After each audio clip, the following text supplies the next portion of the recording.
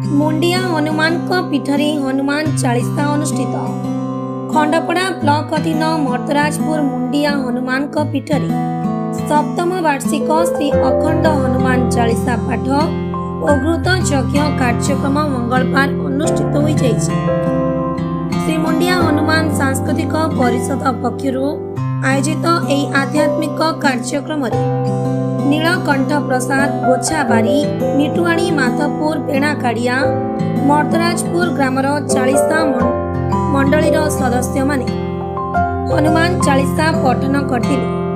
प्रातः समय घट कलश स्थापन और सूर्य पूजा आदि शेष होई अपराह्न यज्ञर पूर्णाहुति उत्सव अनुष्ठित होइतिला।